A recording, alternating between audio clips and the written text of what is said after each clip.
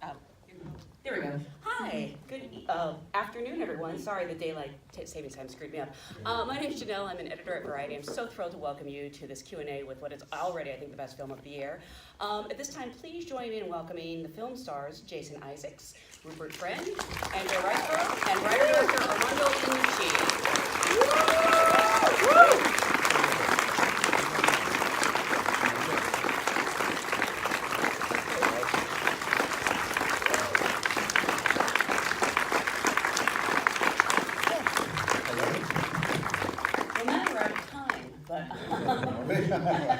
Thank you guys so much for being here. Congratulations on this brilliant documentary, I guess. I'm so curious because I know that obviously you've delved into the world of politics before, but never technically real events. What attracted you to this story? No, sometimes in Feed we write a story and then it becomes real, and you know, we make it up and then they ring up afterwards and say, how did you find that out? This was, I mean, what attracted me to this story was it happened, it was true, and it contained all the themes that I wanted to look at, but underpinned by the fact it was real. The concert at the beginning happened, the Stalin being left alone for a day because the guards were too frightened to knock, real. Vasily losing the ice hockey team, real. I mean, more and more we found as we were researching it, and we kept adding because we knew there was going to be this blend of comedy and real, you know, horror. And I think they could only really work together if they both sprung from truth, really. And so we spent a lot of time researching not just the characters and the events, but the look to get it right, I think.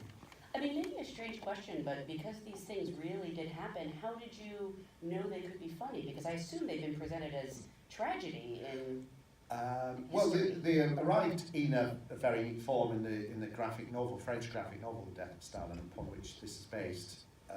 When it opens with a concert and then Stalin going ill, and then, you know, and as there.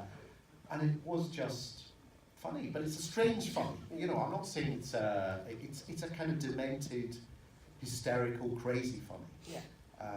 And that for me was the appeal, in that I haven't quite seen that. I mean, part of my aim in the film was not just to make you laugh, but also for you to feel anxious throughout, try to recreate that anxiety that people in the Soviet Union must have felt on a daily basis, not knowing how they were going to get through the next evening, you know. And so it was about that, really. And it's slightly similar to horror, in a way. Horror, it's funny that horror, I was thinking about Get Out, how that's written and directed by someone who came through comedy, because it's the same. Comedy's all about anticipation and build up and expectation and then surprise, and horror's like that too. Well, technically the Golden Globes will tell you Get Out is a comedy. Oh, it was it? Okay. As was The Martian, I believe. Yes. That's right. Yes. It's certainly not a musical. So, yeah. So for the cast, I'm curious because I want to ask what attracted you to the project, but part of me has to think that everybody is lining up to work with this guy. Was it a combination of him, the script? Yeah, we're actually in a line right now. Oh, It's working. Sorry. Turn it on. Oh. Hello. We're in a line right now. We're actually lining up to work with him again. We're These just are all sitting good at the auditions same I'm time. having, if anyone Yeah. wants to. Oh, don't say that in LA. Oh, sorry. For me, it was Everyone's just still the doing a money. fucking monologue. I make big bucks, first of all, it's charitable comedy. Indie bucks. No, to be honest with you, I mean, apart from the fact that we're all, I don't speak to the others, I'm older than them, but I'm at an age and I've watched or heard, I think, probably everything he's done professionally from the time he came out of college. And so, you're right, I would have done anything that had his name on it, but actually I read it and I thought, that could be a total fucking disaster. What a terrible idea.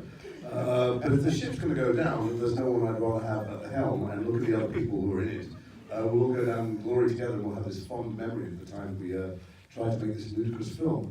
So I jumped on because it felt risky and exciting. It read funny, but then I'm sick and twisted. And what's so fabulous is to watch.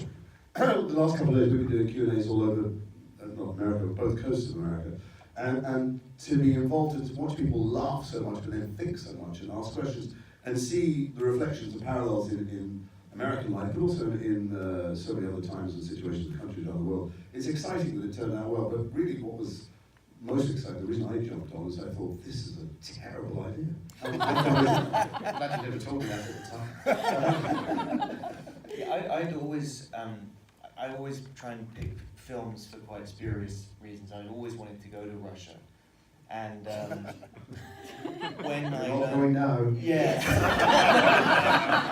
yeah, that's off the books. And then I got to go to England, which is always nice. But no, Armando, I grew up even before college as far too young to be sneaking to the telly room and watching his very early British TV stuff, which is just brilliant. So for me, it was kind of a full circle. I'd been sitting on the kitchen floor educating my wife as to why my humour was so weird. With clips of Day to Day and Steve Coogan's Alan Partridge and all that kind of stuff. And then basically it was kind of you had me at Michael Palin after that. Oh, and then I wanted to say, yeah, we're going to get Paul Whitehouse, who's one of my comedy heroes, and I had to actually admit that to Paul, which he never let me forget. Paul Whitehouse is the guy who at the end goes, it's been a busy old week. Yeah.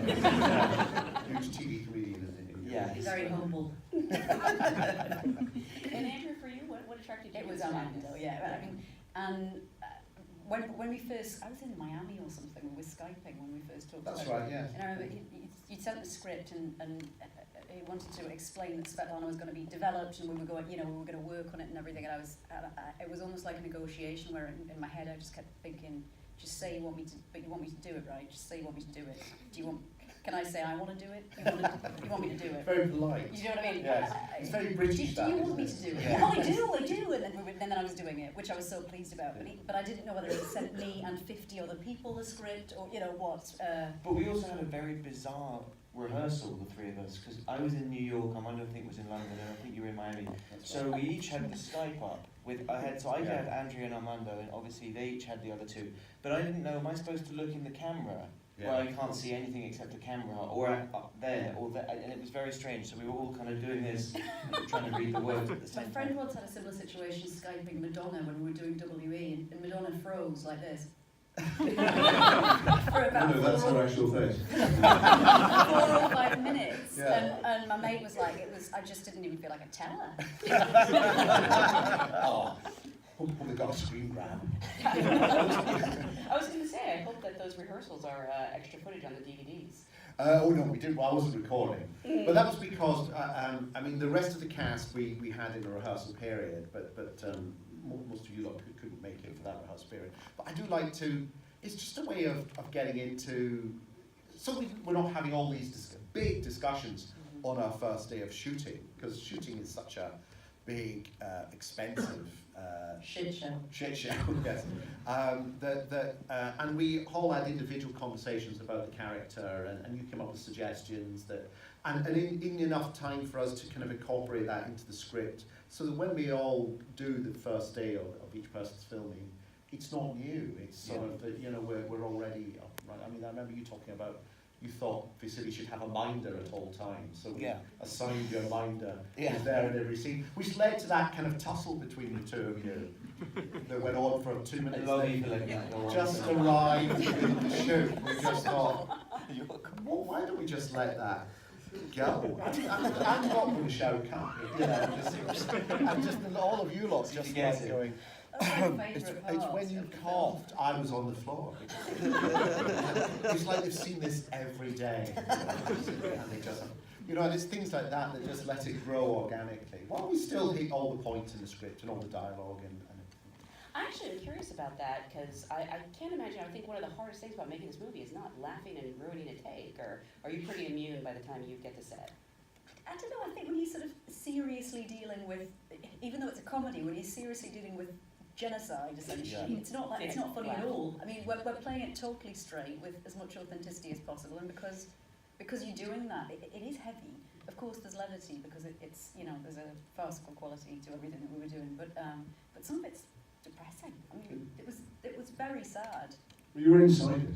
The thing is, if you're outside it, you're not doing it very well. I'm actually not really talking about myself, but all the other characters are terrified all the time. They're acting from enormous levels of anxiety and neurosis, and at any point if they make the wrong move, that's it for them.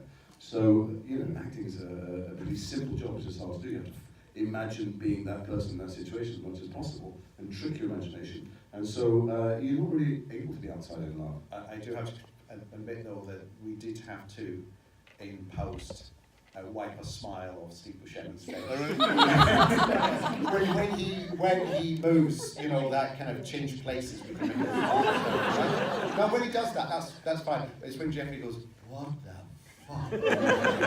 And he suddenly goes, and we had to kind of CGI it back down to a kind of.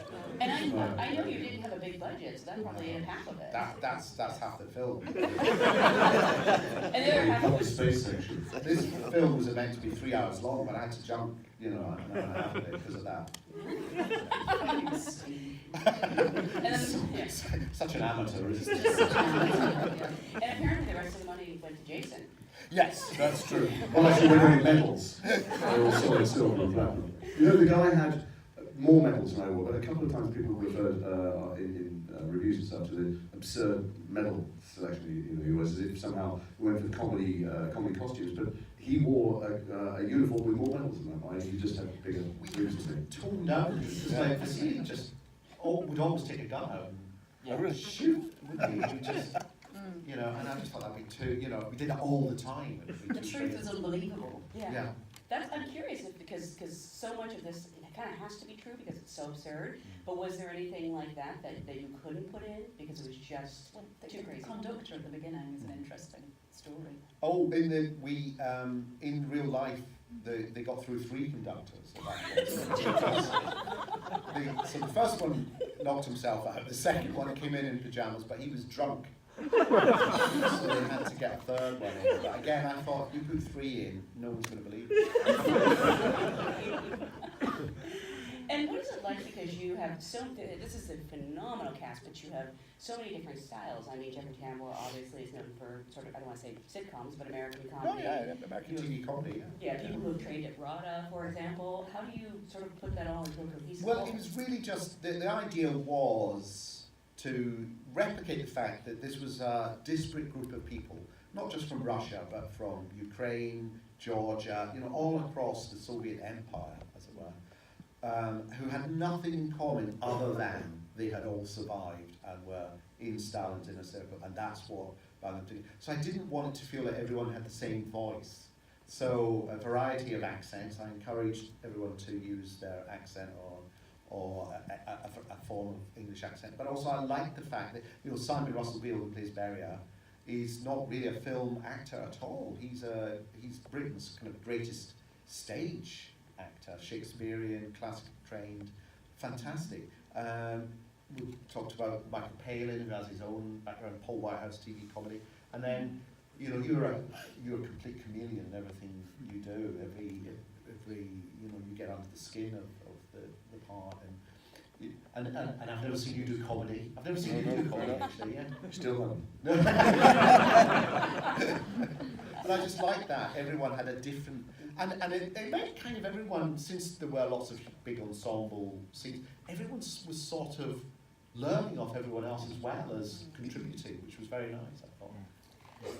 I'm sorry, I'm still laughing about the third conductor.